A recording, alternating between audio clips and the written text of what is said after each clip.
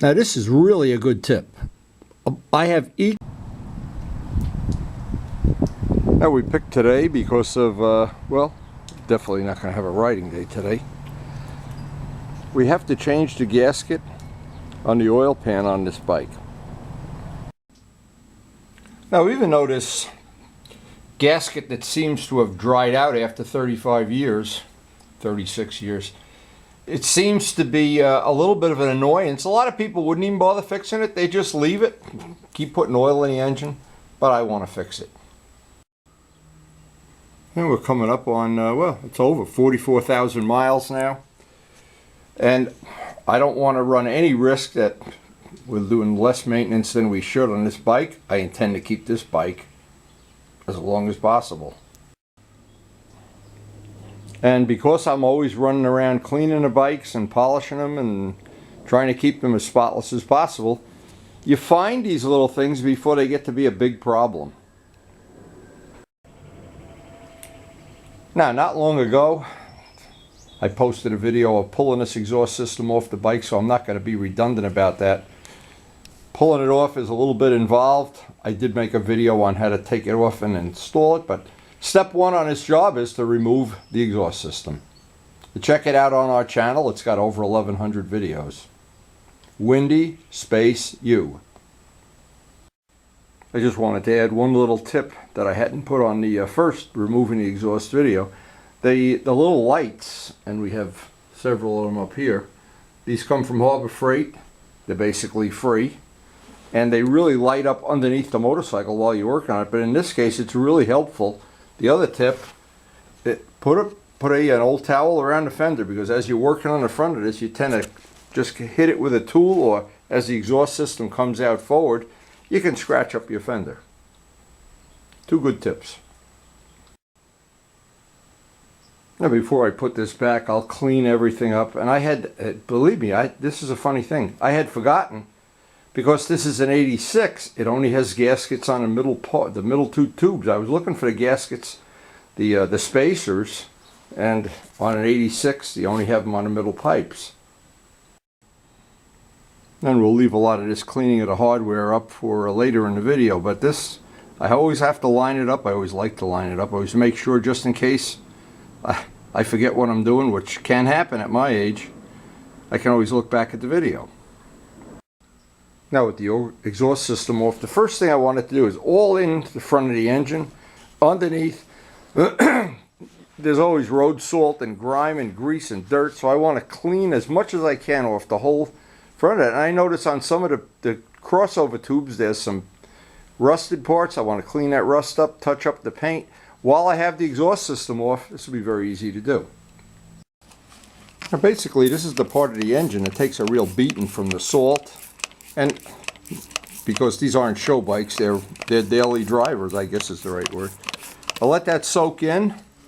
Go have a nice warm cup of coffee. It is cold out here in the tundra today. Come back and I can clean that all up. Another great tip when you're cleaning out areas you've never, or you don't clean regularly, these are already paint and sticks that have points on them. I even wrote on this for my own benefit. And a soft wire brush. I don't want to have a really rough, I don't want something that's going to chew into the aluminum. But these sticks combined with, now it's just really handy if you use a paper towel. You can wrap the tip of that in a paper towel, and that becomes a nice tool for getting in all the little nooks and crannies. And while I have this exhaust system off, it would be a shame not to do this. And these are just some of the areas that, because we're going to pull the oil pan, I want to have all the grit that I can off the bottom of this motor. But while I have it apart, I may as well get some of it off the fins. Even a soft wire brush like this just will get most of it off. And I wouldn't want to pull all the bolts off out of the oil pan and have a bunch of grit all around it. I want to clean it as much as I possibly can. And of course, while I'm doing this, I put a paper towel or a rag in the exhaust port.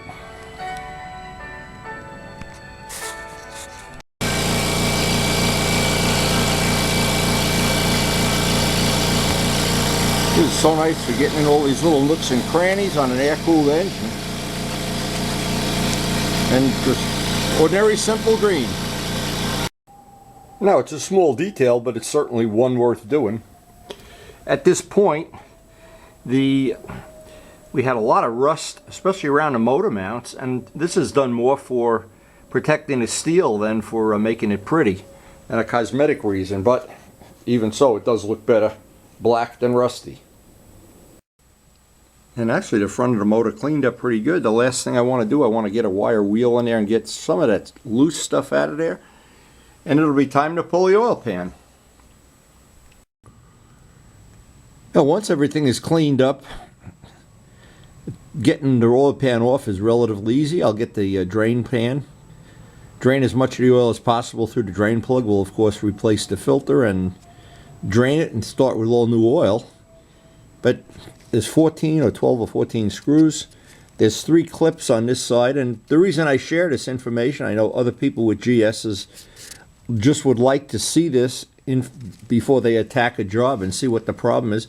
You want to be careful that these clips stay in the right position, and from that point on, relatively simple. But I can guarantee you one thing: any motorcycle with 40,000 miles, there's going to be monsters in that oil pan. Now, it's no surprise why this gasket failed. Boy, you can just peel this gasket up. Now, I already, look at this, it's like a rock. Oh my God. It's no wonder that dripped and drilled. Now, I have to do a thorough cleanup on this. And right around here is what I always say. This is a little magnetic drain plug that all the magnetic little shrapnel from the transmission and everything usually stays there and comes out when you change the oil. Well, if you look at this, and if I get rid of the oil on this, you can see there's quite a bit of goop in the bottom of this. We're going to clean this out. I always call it the monsters at the bottom of the oil pan. And when I used to take old cars apart as a young kid, going to the drag races, take the valve covers off, there'd be all kind of stuff in there, all kind of mean, nasty stuff. Anyway, but that's the dirty part of the job. We got to get downstairs and clean this up now. It's always good on cleaning up anything like this, just good old-fashioned diesel fuel. But there's always monsters in here. And I always, when I'm done with these rags, right in the garbage. You put one of these in your garage, in your shop or in your garage, and you turn it into a diesel truck. So now we can get out of the Tundra for a while. I can go downstairs, wire brush all these parts up, clean them up. That'll be step one, and go over to our illustrious, we already made the gasket on another video that I showed how I make gaskets, but you wonder why these gaskets even last as long as they do. They just absolutely, they just come apart. And if you want to have little oil leaks all over your engine, yeah, these are fine, but I prefer having it nice and clean and oil tight as possible.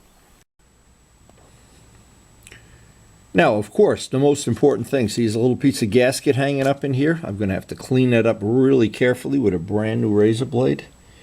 And also in here, there's a screen that traps the shred, that I call it shrapnel, that comes off any motorcycle, any car. There's always, from the gears meshing and stuff, there's always something in there. So we're going to pull that apart and clean it while we have this apart.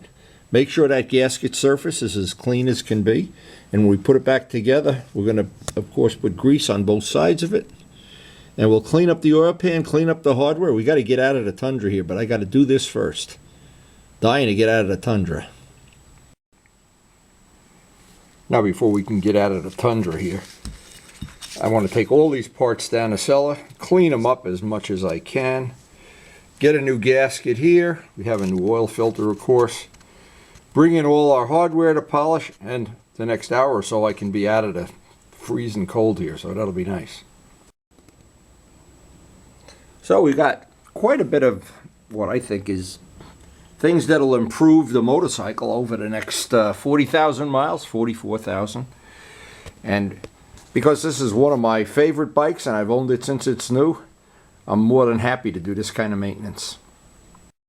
Our hardware's in pretty rough shape. The whole objective, of course, is to clean off all the rust and get the wire wheel down into the thread so that the Loctite gets a better grip. And these clean up relatively quickly. And I'm always impressed how quick that these parts clean up relatively easily.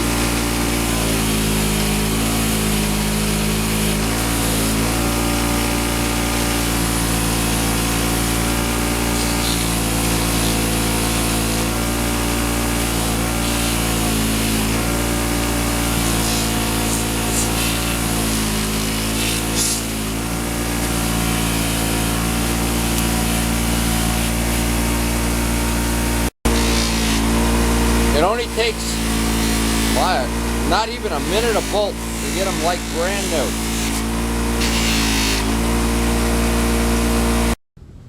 Now I know it's me, but I just like to work with nice clean hardware. And it takes so little time to do this that I'm always wondering why people don't. There's people just put a bike together with the rust in between the parts.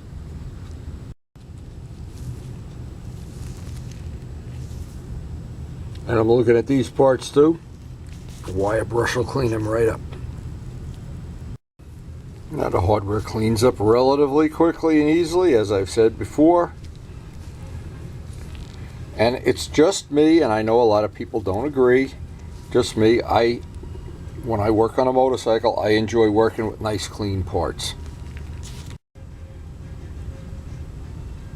And this is one of the parts that every time I do an oil change, I try to at least clean it up a little bit. It's right where the salt from and the stones hit it, so having it nice and clean, one of the things I enjoy.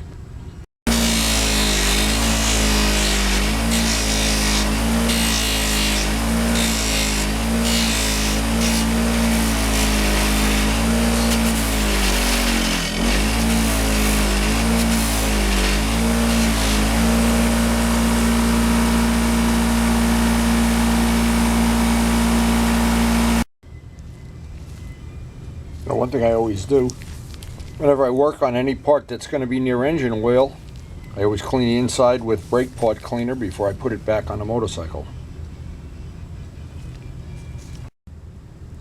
Now another little tip, when you put a new gasket, I always use these, I have a whole envelope full of them. Always a new gasket, but I always put a little bit of wheel bearing grease down in the groove that holds it in place to make sure it doesn't get pinched.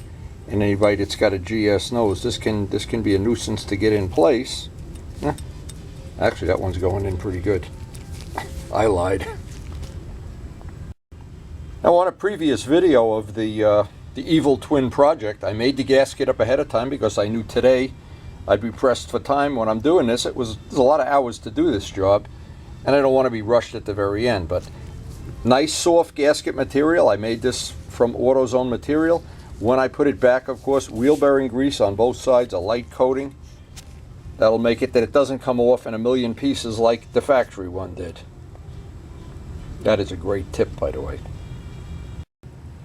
Now that cleaned up really, really nice. Ready to go back out in the tundra. Now both the oil pan and the oil filter I always do in the star pattern. Typical automotive technology. And again, a light coating of grease on the gasket, boy, that really saves your bacon. And again, a star pattern back and forth, not starting at one side and working your way around. I think it just stacks the deck in your favor. And what that grease does too, it also holds the gasket in place, and this is kind of tricky while you're laying on your back. And what I would always do is get each bolt started a couple of threads before I tighten anything down. Let it just hang so I know I'm not pinching that gasket or twisting it or whatever. All the hardware is nice and polished up, and we have blue Loctite on everything. These are all bolts. This whole system's going back together with blue Loctite. Now this is really a good tip. I have each bolt caught by one or two threads now. You can see I can still move the part. But because the grease is holding it in place, I know that the bolts have all gone through, and I've walked around the whole outside of the perimeter, made sure I haven't pinched the gasket. And we have all these clips that have to go on to hold the wiring. But I don't want to pinch that gasket Because believe me, if you pinch that gasket and it leaks, this is a whole day's job to go back and do it over. So I really want it now. I'll do these by hand, of course, and then I'll go in my crisscross pattern until I have them all snugged up to factory specs. All the bolts are torqued down now. Now the next, and it's a very important thing, I wanted to put the oil in. And the reason I'm in such a rush to put the oil in, simple. I know Ray will remember this story. We had kind of the A-team of boating, all back in the 70s on Greenwood Lake. And our friend Harold Curry and I both had similar boats, Sutphen 18-foot boats with 455 Berkeley jet engines. And we went to Harold's house. He had overhauled the engine, and we were helping him put the engine back in a boat. It was really a 2- or 3-man job. And we were all excited, of course, to get his boat back in the water again. And we were kind of rushing at the end of the job, and we put it on a trailer and rushed up to his house and put the boat back in the water. And he took off from the dock, and about 30 seconds later we heard, "Rrrr." He forgot to put the oil in the boat. And I do not want to forget to put the oil in a motorcycle, so I will do that next. It's a true story, and again, I'll bet Ray will remember that. But anyway, I want to get the oil in here. That's the next step on this. And then I'm trying to evaluate what else I can, I'm getting late in the day here. I want to polish up the exhaust with some flits. And we've been using so much flits lately, we've really had some good luck with it. Just a quick polish on that. And then we've tried to get the exhaust system back on the bike and get the hell out of the tundra. It's been a long day.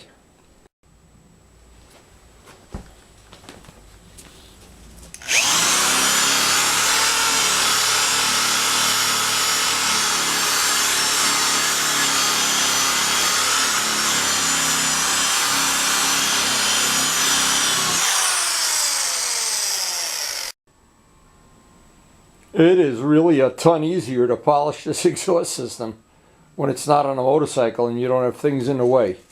This makes it so much easier. And boy, we love that Flitz orange ball and Flitz polish. Now I've had another cup of coffee and it's time. I keep waiting for one of my friends to come over and say, "Oh, let me put that exhaust system on for you, no problem." But again, we did make a dedicated video for that. I don't want to make this video too long or too redundant. We do have oil in. We did not forget to take the oil and put it in the motorcycle. So I will just get this put on and grit my teeth. It really is a pain putting this on. I sent a good little tip. To safety wire these together, that makes it on the center pipes, that makes it just a little bit easier. This is an 86 exhaust system. And of course we'll Loctite all the bolts, that goes without saying. But if you have a friend, and I don't have any friends that come over on these kind of days, it's really easy to do this. When you do it alone, you got to really be a tough guy. Luckily, I'm not a tough guy. Another little tip that's really worth its weight in gold, since you have to do this octopus thing, try to line up these holes and get them all lined up. It never sees, makes the assembly just a little bit nicer. Now, if you've ever taken a GS exhaust system off, and you don't have a pet octopus, you know that what happens is you have to get all the bolts in loose. This whole thing is loose now. You can move it around. Now, the problem is the back wants to keep falling down, but you can't line up that bolt in the back until you have these snugged in and the ones on the bottom tight. So what I found, and it's a good little tip, I think, I didn't put this on the previous video, is hold the back end up with a couple of zip ties. And then you can just go right across the front, tighten up all the fronts, and then that allows the back to line up. And the last thing, the connector bolts underneath to turn the 4 into 2, that connector that's in the middle. So that sequence of things doesn't make it easy, but it makes it doable with a lot less effort. Well, there's not much left to do. One of them is to let this come down off our electric hoist. I always have that up there for safety, of course.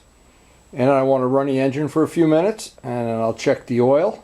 Now, another thing I remember, because I put all new exhaust gaskets in here, what's going to happen is after a ride 100 miles or so, I can snug those bolts down. It seems like those exhaust gaskets need to be snugged down after a decent sized ride.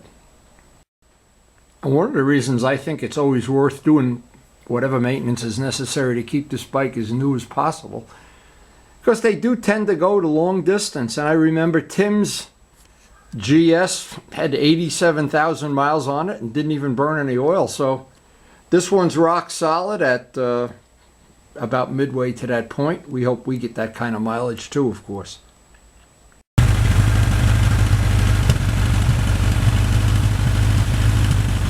Now this is only so I can check the oil after it circulates and warms up.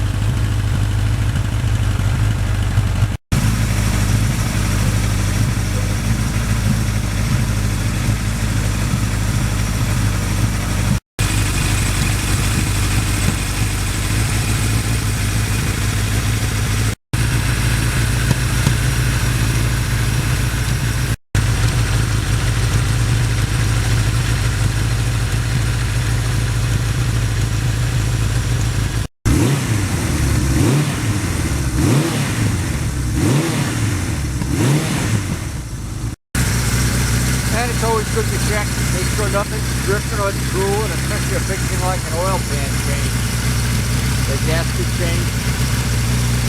If that's good and tight, life is good.